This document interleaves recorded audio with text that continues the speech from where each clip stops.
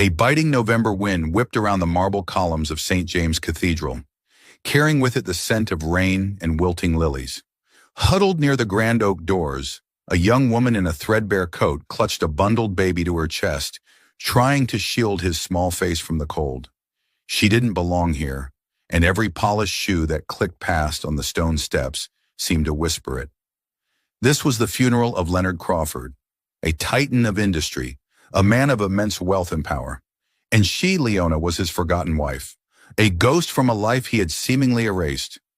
Inside, amongst the powerful and the privileged, sat the woman who had replaced her. But no one, least of all the beautiful mistress in black, knew the truth Leonard had taken to his grave, a truth he was about to reveal from beyond it.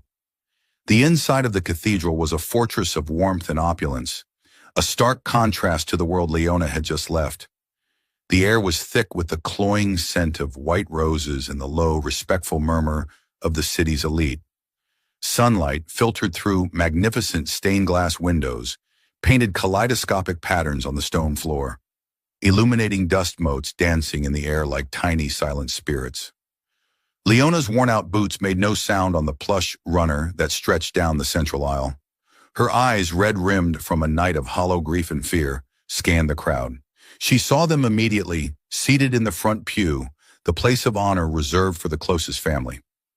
Margaret Crawford, Leonard's mother, was a statue of icy elegance, her back ramrod straight, her face a mask of stoic sorrow. Beside her, draped in a bespoke black dress and a veil that couldn't hide her perfectly composed features, was Bianca Cole. Bianca. The name had been a poisoned dart in Leona's heart for the past year. She'd seen her picture in society pages, always on Leonard's arm, her smile as brilliant as the diamonds that often graced her neck.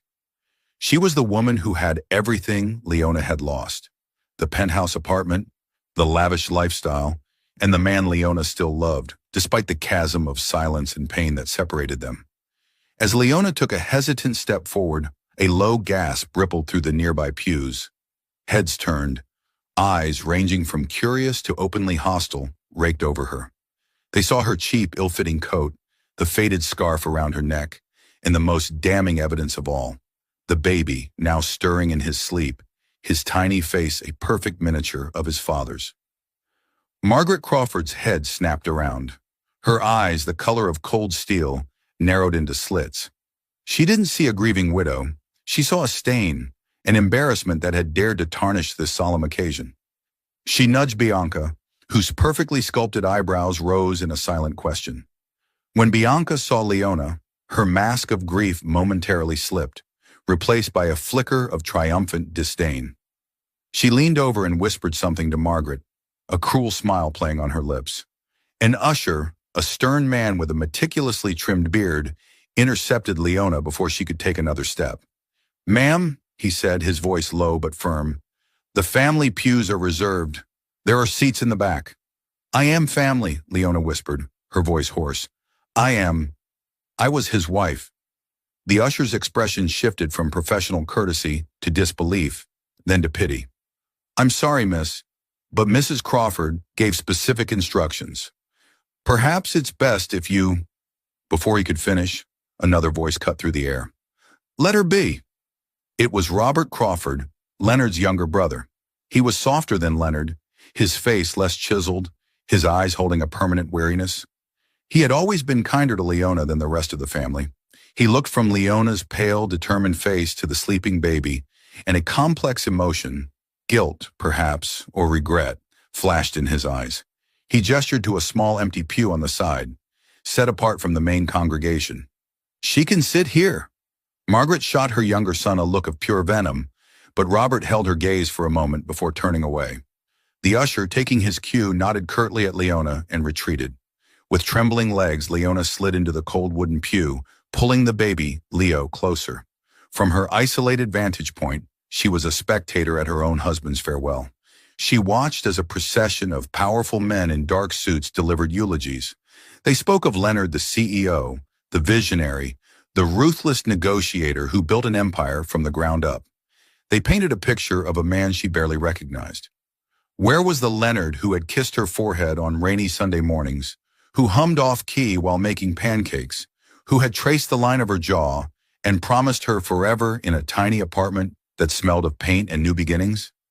That man was gone, replaced by this cold marble effigy they spoke of. Then Bianca stepped up to the lectern. She lifted her veil, revealing tear-tracked cheeks that looked more beautiful than tragic. Her voice, a melodic, carefully rehearsed tremor, filled the cathedral. "Leonard was my light, my rock," she began, her hand resting delicately on the coffin. "We were building a future together, a future tragically cut short. He was a complex man, but I knew his heart. I knew the man behind the legend, and I will spend the rest of my days honoring his memory and the love we shared." A wave of nausea washed over Leona. The love we shared. The words were a calculated performance, a final nail in the coffin of Leona's own history. She looked down at Leo, whose eyes were now open, staring up at her with an unnerving, silent wisdom. He was the only proof she had that her love, her marriage, had been real. He was the living, breathing secret that this carefully constructed narrative was designed to erase. She tightened her grip on him, a silent vow passing between them. They wouldn't be erased. 2 years earlier, Leona wasn't a ghost in a threadbare coat. She was a junior archivist at the city library, a quiet woman who found more comfort in the smell of old paper than in the clamor of the city. Leonard Crawford had walked into her life like a force of nature. He wasn't there for a gala or a photo opportunity. He was researching the city's industrial history for a new architectural project. He was dressed in a simple sweater and jeans, his sleeves rolled up, revealing strong forearms. He didn't introduce himself as a billionaire. He just said his name was Leonard, and he was lost in the zoning archives from the 1920s. Leona, drawn to his quiet intensity, helped him. For a week, they spent hours hunched over dusty ledgers and brittle maps. He was fascinated by her passion for history, for the stories hidden in the forgotten corners of the city. She was captivated by his quick mind and the surprising gentleness in his eyes. He didn't talk about his company or his wealth. He talked about his grandfather, a stonemason who had helped build some of the very buildings Leonard now owned. Their first date wasn't at a 5-star restaurant. It was a walk along the old industrial canal, followed by pizza at a hole-in-the-wall place he swore was the best in the city. He made her laugh, a deep, genuine laugh that echoed in the small restaurant. He held her hand, and it felt like coming home. They fell in love quickly, deeply and quietly. Their world was small and perfect, a bubble protecting them from the orbits they came from. He loved her simplicity, her lack of artifice. She wasn't impressed by the Crawford name. She was in love with Leonard, the man who could spend an entire afternoon debating the merits of Gothic versus Art Deco architecture. When he proposed 6 months later, it was on one knee in their small apartment, with a simple silver ring, not a gaudy diamond. He said he wanted to build a life with her, not a merger. Leona, weeping with joy, said yes. The first crack in their perfect world appeared when he took her to meet his mother. The Crawford family estate was a sprawling, intimidating mansion that seemed to disapprove of Leona's very presence. Margaret Crawford was exactly as her home suggested, grand, cold, and meticulously maintained. She surveyed Leona not as a future daughter-in-law, but as an acquisition that failed to meet quality standards. "An archivist," Margaret had said, the words tasting like ash in her mouth. "How quaint." "Leonard, you have a reputation to uphold, a legacy. This requires a partner, not a hobby." From that day on, the pressure was relentless. Margaret made her disapproval known in 1,000 small ways. The backhanded compliments about Leona's simple taste, the society events Leona was pointedly not invited to, the constant parade of more suitable women pushed into Leonard's path at every opportunity. Bianca Cole was one of them, the daughter of a rival turned ally, a woman who understood the language of power and influence. Leonard fiercely defended Leona. "She is the woman I love, Mother," he'd said, his voice hard as iron. "She is my wife. That is the end of the discussion." They were married in a small private ceremony at City Hall, with only Robert and one of Leona's friends from the library as witnesses. For a while they were happy, defiant in their private world. Leonard kept his business life and his home life almost entirely separate. Leona knew he was under immense pressure, that a hostile takeover was looming, but he shielded her from the details, wanting to preserve their sanctuary. Then about a year ago, everything changed. Leonard became distant, haunted. The late nights at the office became more frequent. The laughter in their apartment faded, replaced by a heavy silence.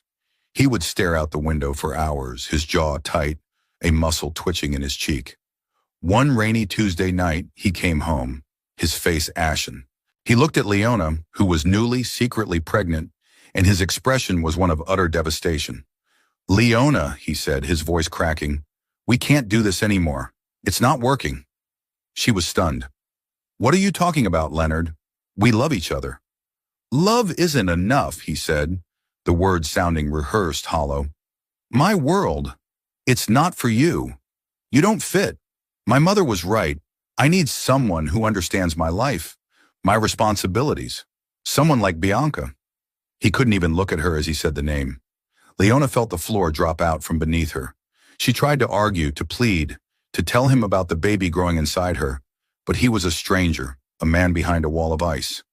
"I've opened a bank account for you," he said mechanically, sliding a card across the table. "There's enough for you to start over. Somewhere else. Go back to your quiet life, Leona. Forget you ever knew me. It's for the best." He packed a bag and left.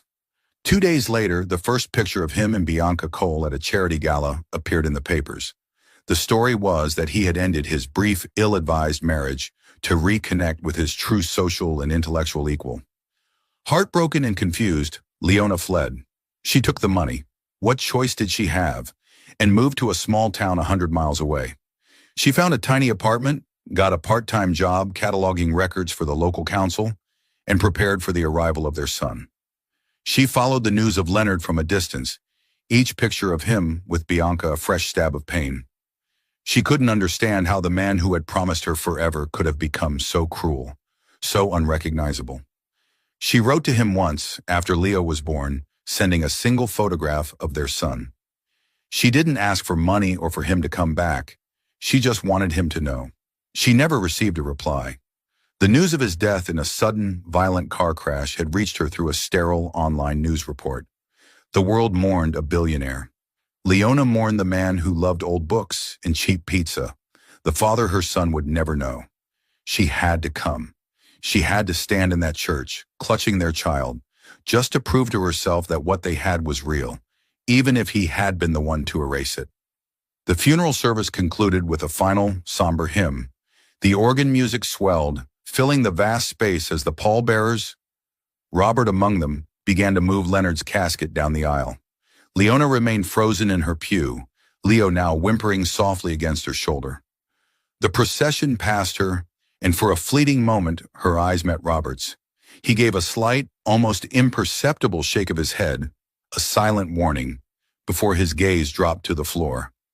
As the crowd began to disperse, filing out into the gray afternoon, Leona felt a presence beside her. She looked up into the severe, disapproving face of Margaret Crawford.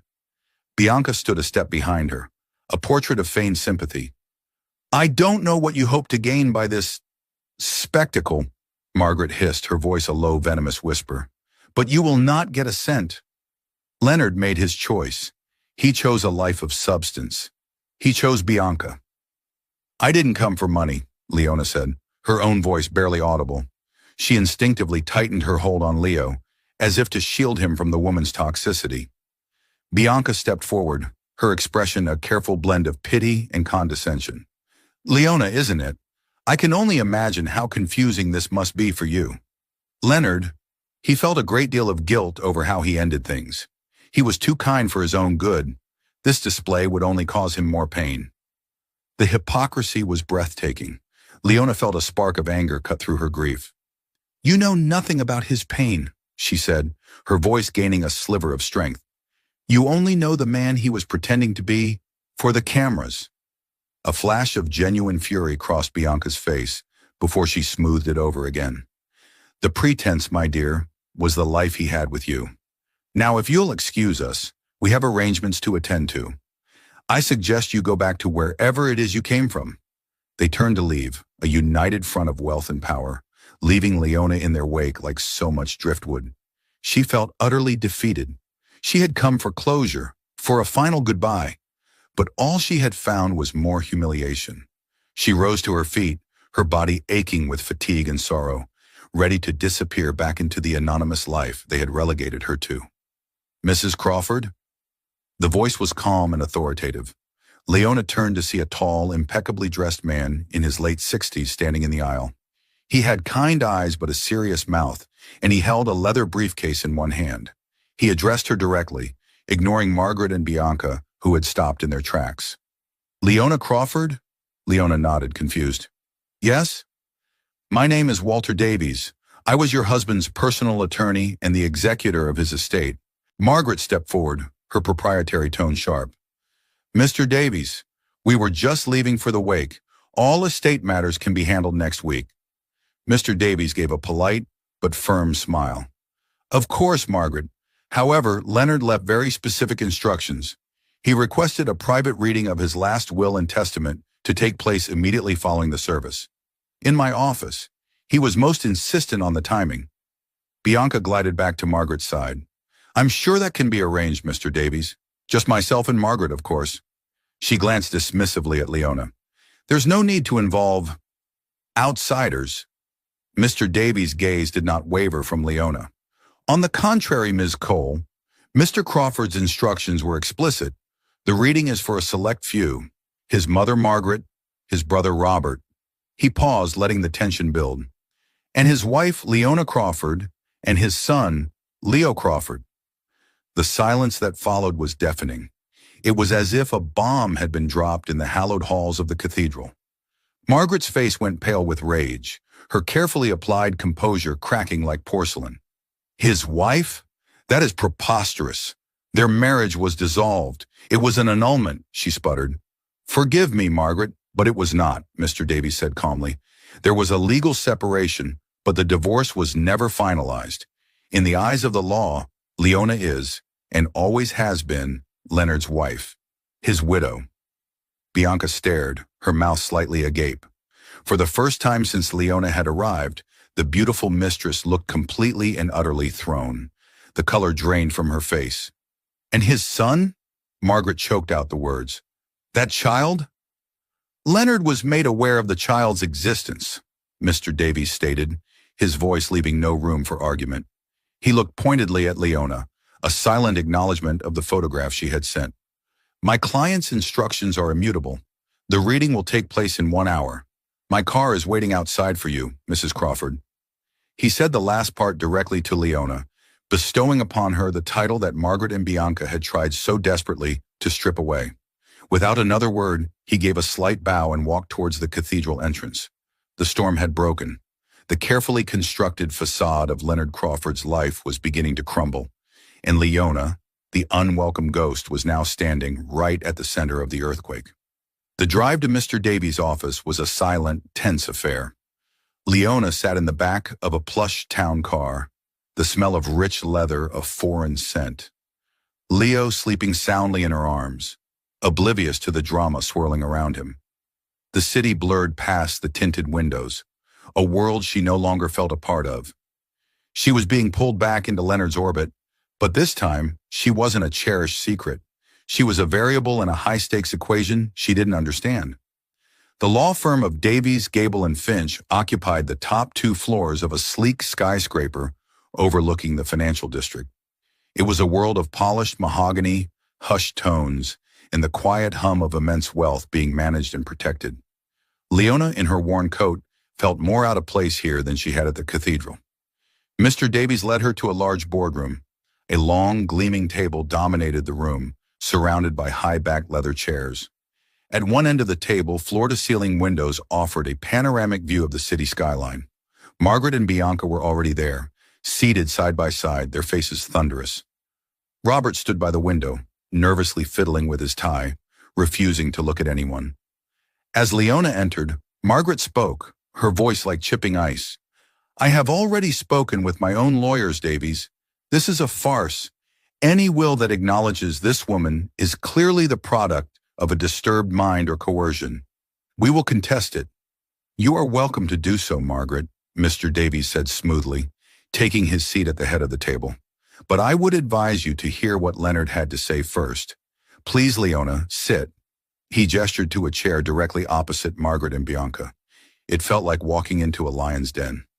Leona sat down, placing Leo's carrier gently on the table beside her. The baby gurgled softly, a sound of pure innocence in a room thick with animosity. Bianca leaned forward, her voice a silken threat. What do you want, Leona? Is it money? Name a price. A generous one. I'm sure we can make this all go away quietly and spare everyone the embarrassment. It was the same tactic Leonard had used. Here's money. Now disappear. The memory fueled a new, steely resolve in Leona. I don't want your money, Bianca, she said, her voice clear and steady. I want to know why. Why my husband threw me away. Why he abandoned his own son. If his last words can give me that, then that's all I want. Her gaze flickered to Robert, who finally looked at her, his eyes filled with a deep, unsettling sadness. He knew something. He had known all along. Mr. Davies cleared his throat, drawing all attention back to him. He placed a thick, wax-sealed envelope on the table. This is Leonard's last will and testament, signed and witnessed 6 weeks ago.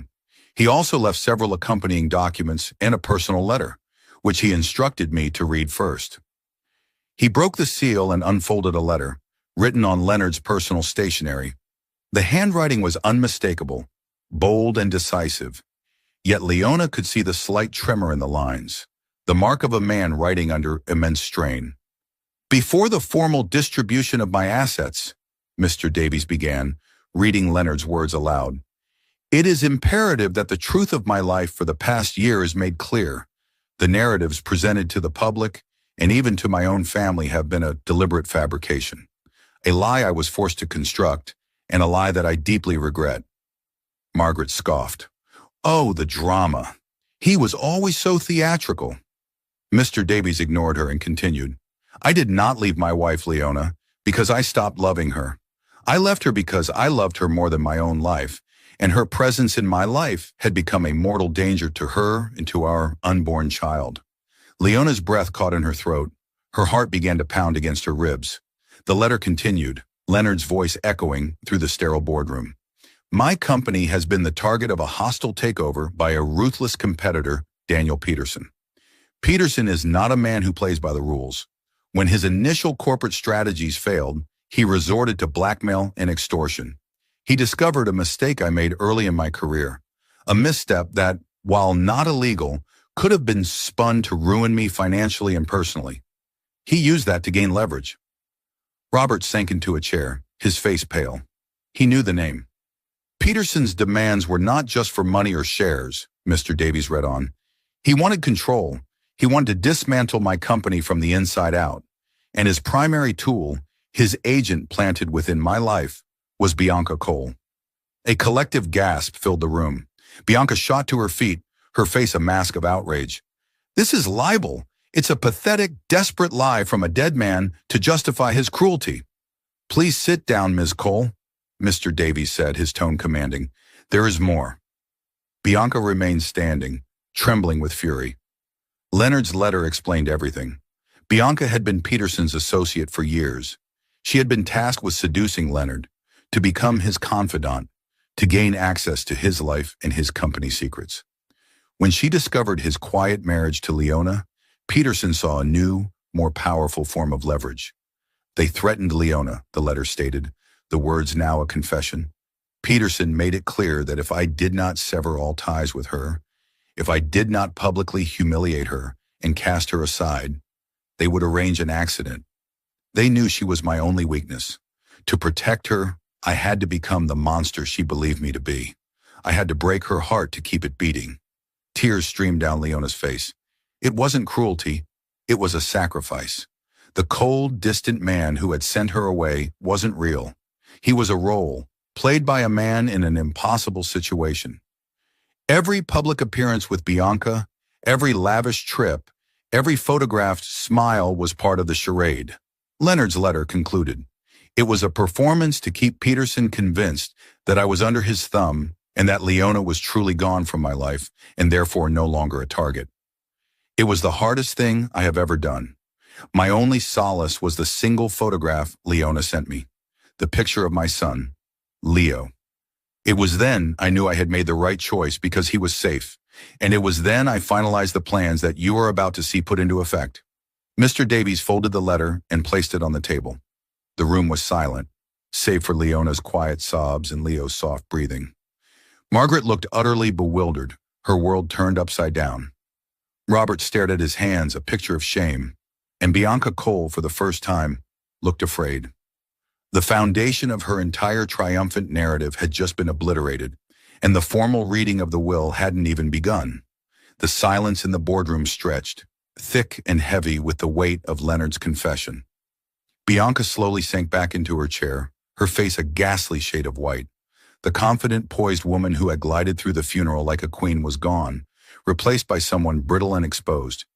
This is an outrage," she finally stammered, her voice losing its melodic quality, becoming thin and reedy. He was clearly unwell, delusional. Peterson is a business rival, nothing more. He's concocting this fantasy to posthumously slander me.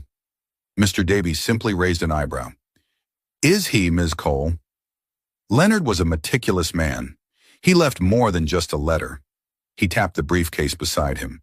He left a comprehensive portfolio containing copies of encrypted emails between you and Mr. Peterson, recordings of phone conversations, and sworn affidavits from 2 of his security staff who witnessed your clandestine meetings. He spent the last 6 months of his life not just playing a part, but gathering the evidence to burn down the entire stage. The blood drained completely from Bianca's face. She looked at Margaret for support, but Leonard's mother was staring into the middle distance, her mind reeling, trying to reconcile the son she thought she knew with the man described in the letter. She had pushed for a woman like Bianca, a woman of substance, only to discover she had been championing a viper in her son's home. Robert finally spoke, his voice thick with emotion. He tried to tell me, he said, looking at Leona with profound regret. Not everything, but he said he was in trouble, that he was doing things he had to do. He made me promise to look out for you, if anything ever happened to him.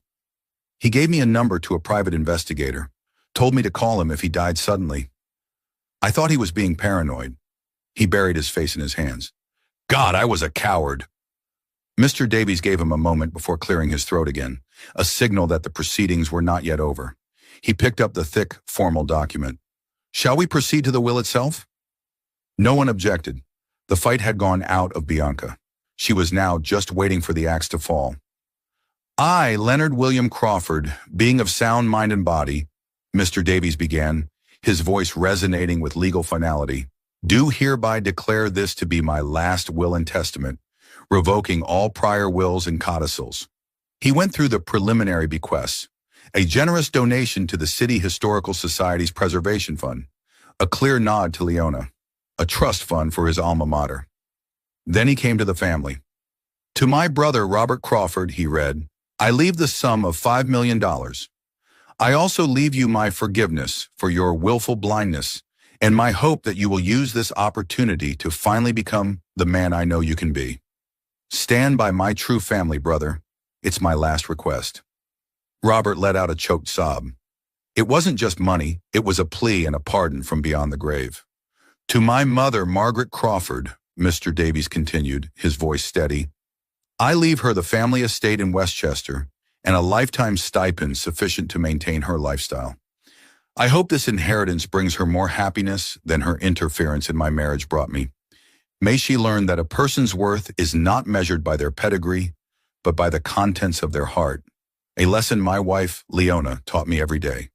Margaret flinched as if struck. The words were a direct, surgical rebuke of her life's philosophy, a final, cutting disappointment from her favored son. Then came the moment everyone was waiting for. Mr. Davies paused, his eyes scanning the room before they landed on Bianca. To Bianca Cole, he read, the words precise and cold. For her companionship. Over the last year, I bequeath the sum of $1 million and the contents of the apartment she currently occupies. This sum is not a gift, but a severance, a final payment for services rendered in the elaborate and painful theater we were forced to co-star in. I trust it will be sufficient for her to find a new role, preferably one far away from my family and my company. The legal language was brutal in its dismissal. It framed her not as a lover, not even as a partner, but as an employee who was being terminated. It was the ultimate humiliation, a public declaration of her true status in his life. The $1 million was an insult, a pittance compared to the billions she thought she was moments away from controlling. Bianca's eyes were wide with disbelief. 1 million? The apartment? That's it? She whispered, her voice cracking. After everything? After a year of my life? It seems so, Mr. Davies said dryly. He also included a clause that this bequest is contingent upon you signing a non-disclosure agreement regarding your involvement with both him and Daniel Peterson. If you refuse, or if you are implicated in any future criminal investigation related to Peterson's activities, you forfeit the entire sum. He was boxing her in, using her own greed as the bars of her cage. She could take the hush money and run, or she could fight and risk losing everything while being exposed as a corporate spy. Leona watched not with triumph, but with a profound sadness for the man who had to orchestrate such a complex, painful revenge.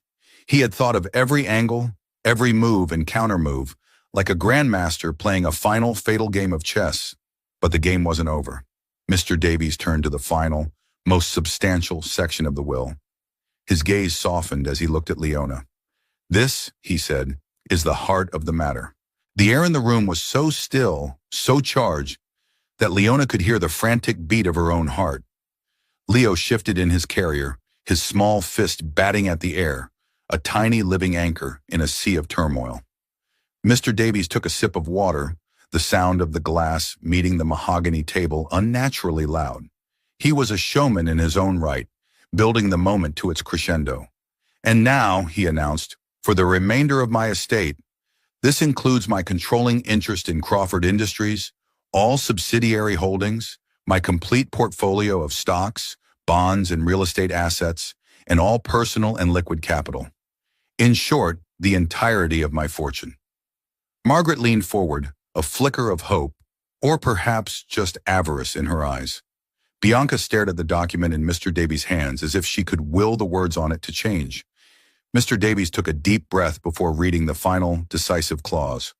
All the rest, residue and remainder of my estate, I give, devise, and bequeath to my sole and rightful heir, my beloved son, Leo Crawford. The name hung in the air, a pronouncement of such magnitude that for a moment no one reacted. It was a truth so seismic it took time to register. Leona gasped, her hand flying to her mouth. Her son, her tiny helpless Leo, was now the heir to a billion-dollar empire. Margaret's face crumpled in confusion. His son? But he never even saw the child. He saw a photograph, Margaret, Mr. Davies corrected gently, and he saw his legacy. Leonard arranged for a discreet paternity test to be conducted using a DNA sample he provided me with weeks ago, and a sample collected from Leo's hairbrush at his daycare by a private investigator.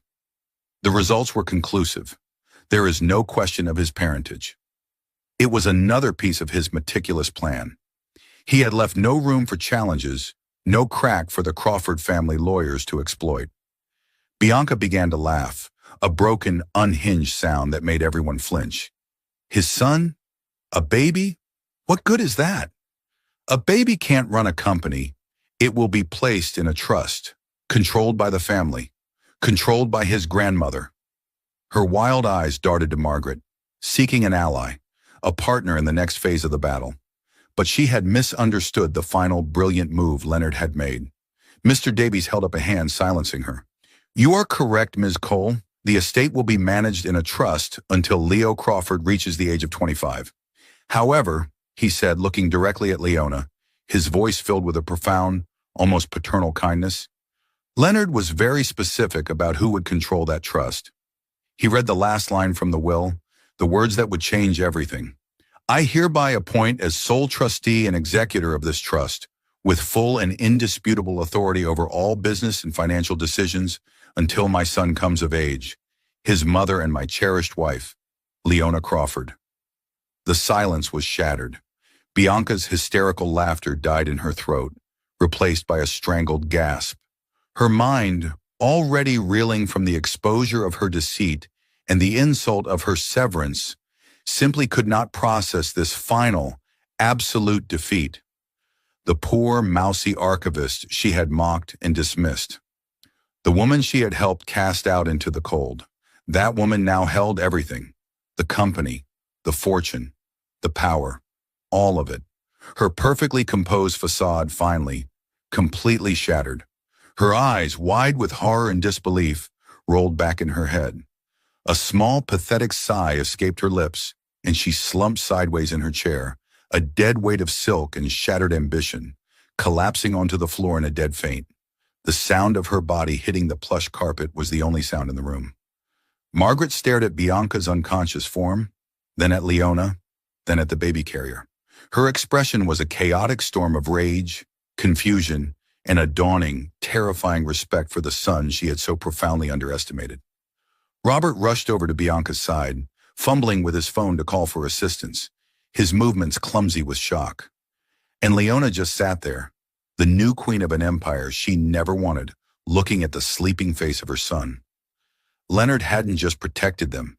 He hadn't just provided for them. He had armed them. He had given her the power to defend their son's legacy and to build the life that had been stolen from them. It was a burden, a responsibility, and a final, breathtaking act of love. The ghost was a ghost no longer. She was the future. The immediate aftermath of Bianca's collapse was a surreal tableau of pandemonium and stillness. Robert, jolted from his stupor of guilt, scrambled to her side, his movements clumsy with shock as he fumbled for his phone to call for help. Margaret remained frozen in her chair, staring at the heap of black fabric on the floor, as if Bianca were a piece of modern art she couldn't comprehend. In the midst of it all, Leona felt a strange and profound calm settle over her. There was no triumph in her heart, no flicker of satisfaction at her rival's spectacular demise. She simply saw a broken woman, a pawn who had mistakenly believed she was the queen, now swept from the board. Bianca wasn't the enemy. She was a symptom of the cruel, gilded world that had consumed the man Leona loved and had nearly consumed her too. Mr. Davies, a man clearly accustomed to high-stakes drama, acted with unnerving efficiency. He pressed a button on a console on the table, and his voice was low and commanding. "Myra, please send the building's medical team to the main conference room and arrange for a discreet exit through the service elevator." He disconnected the call and looked at the unfolding scene with the detached air of a ship's captain navigating a squall. Within minutes, 2 paramedics arrived, their professionalism a stark contrast to the raw emotion in the room. As they efficiently checked Bianca's vitals and prepared to move her, Leona's gaze met Margaret Crawford's across the gleaming mahogany table. The older woman's face, for the first time since Leona had known her, was stripped bare of its icy arrogance. The carefully constructed mask had been shattered, and what lay beneath was a landscape of bewilderment, regret, and a dawning, terrifying understanding. Her eyes, the color of cold steel, flickered from the pathetic scene on the floor to the softly stirring baby in the carrier, and finally they settled on Leona. It was a long, searching look, as if seeing her for the very first time. "He loved you," Margaret whispered, the words barely audible, spoken not to Leona, but to the ghost of her son that now filled the room. "All this time, all this scheming, all my plans, and he simply loved you." It wasn't an apology, not quite. It was a concession, a final, weary admission of defeat from a woman who had never countenanced it.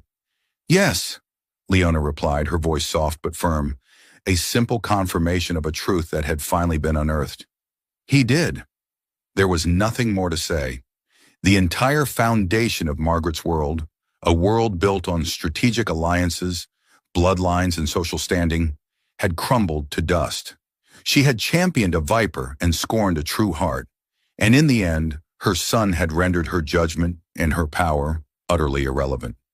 As the paramedics lifted the now conscious but weeping Bianca onto a stretcher, Robert helped his mother to her feet. She seemed to have aged a decade in the last hour. The iron rod of her spine had softened, and she leaned on her younger son's arm.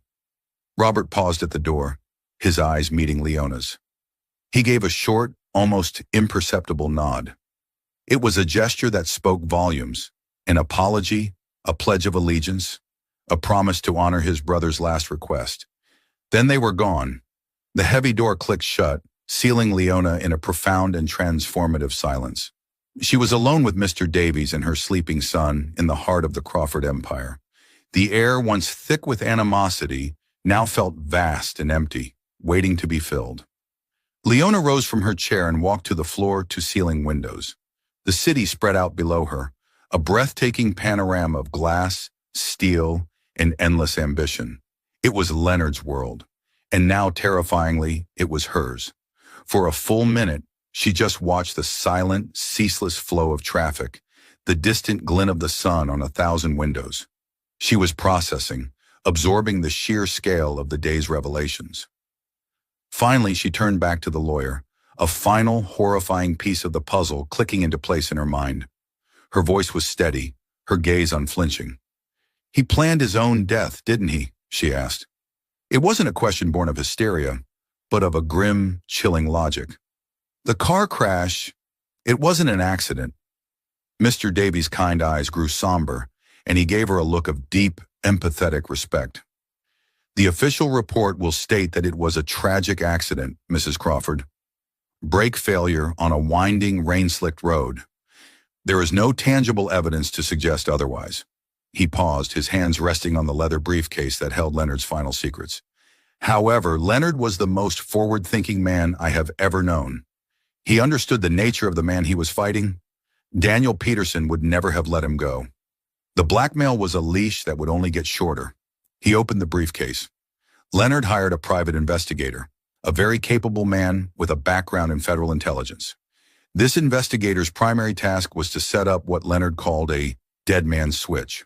The complete, undeniable portfolio of evidence against Peterson and Cole, recordings, financial trails, sworn statements, was uploaded to a secure server. Upon the confirmation of Leonard's death, a timer was initiated.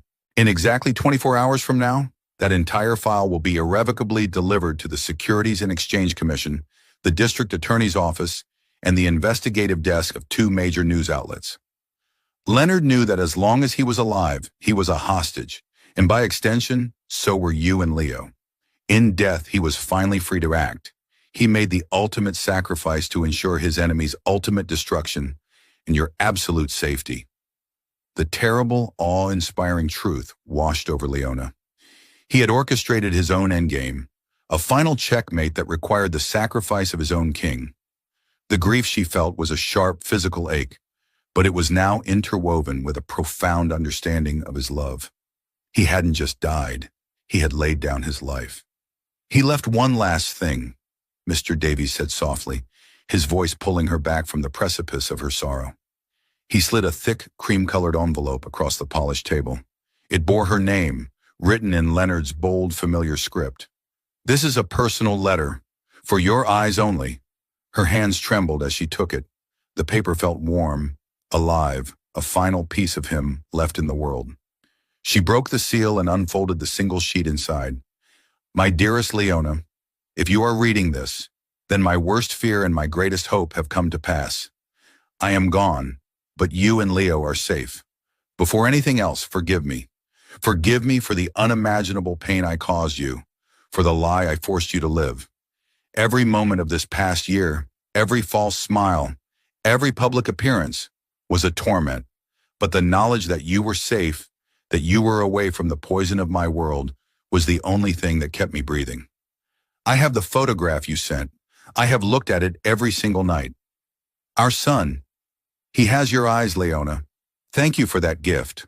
I have left you a terrible burden, I know, a world of business and treachery that you never wanted.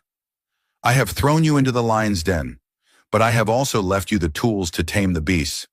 Mr. Davies is completely loyal. He was my father's friend, and he is yours now.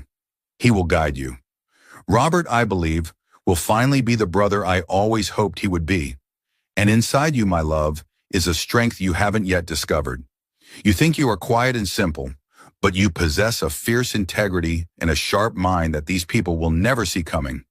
You are kind and you are just, but you are not weak. Trust your instincts. They were always better than mine. Build a good life. Build the life we were supposed to have. Give Leo a world of love and laughter, not of shadows and fear. Tell him stories, read him books. Tell him his father loved him more than words can say. Love him enough for the both of us. Forever yours, Leonard. Leona didn't realize she was crying until a tear splashed onto the letter, smearing the ink of his name. The tears were not for the woman who had been humiliated at a funeral, but for the life they had lost, for the husband who had loved her so much he had destroyed himself to save her. She carefully folded the letter, a sacred relic, and pressed it to her heart. She stood like that for a long moment, the letter a warm presence against her chest. Then she took a deep, steadying breath. The tears stopped. She wiped her eyes with the back of her hand, and when she looked up, her expression had changed. The grief was still there, an ocean beneath the surface. But now it was a source of strength, not of fragility. A quiet, unshakable purpose had settled in her eyes. She looked from the will on the table, to the letter in her hand, to her son, who was beginning to wake. She saw not burdens but a mission, a legacy to protect, a promise to uphold. She turned to face the old lawyer, her posture straight, her voice clear, and without a trace of its earlier tremble. What do we do first? A slow, deep smile spread across Walter Davies' face. He saw it then. The transformation was complete. This was the woman his client had bet his entire empire on. He saw the archivist becoming a guardian, the victim becoming a protector. He saw the wife of Leonard Crawford stepping into her power. First, Mr. Davies said, his voice resonating with a new energy as he gestured back towards the panoramic window, towards the sprawling city awaiting its new, unexpected ruler. We get to work. You are now the acting head of one of the largest corporations in this country, Mrs. Crawford. Let's show them what a librarian can do. Leona looked out at the kingdom of glass and steel. Then she looked down at her son, whose eyes, his father's legacy and his mother's eyes, were blinking open to a brand new world. She smiled, a real smile, born of sorrow and strength. Her quiet life was over. A new one, a reign of her own, was just beginning. And so, the story of Leona Crawford began its next chapter. She wasn't the timid, heartbroken woman who arrived at a funeral in a borrowed coat. She became a force of nature, guided by her husband's final wishes and fueled by a mother's fierce love. She learned the language of boardrooms and balance sheets with the same diligence she once applied to historical texts, proving to a skeptical world that integrity and intelligence were far more valuable than pedigree. She didn't just protect Leonard's empire, she reshaped it, building a legacy of ethics and innovation that he would have been proud of. The tale of the poor wife and the fainting mistress became a legend in the city, a powerful reminder that true love is a force of sacrifice, that truth will always find its way to the light, and that sometimes the most powerful person in the room is the one that everyone underestimated. If this story of love, loss, and ultimate justice resonated with you, please show your support. Hit that like button to let us know you enjoyed it, and share it with someone who loves a story where the underdog gets their day. And most importantly, don't forget to subscribe to our channel and turn on notifications so you never miss another incredible real-life story. What did you think of Leonard's ultimate plan? Let us know in the comments below.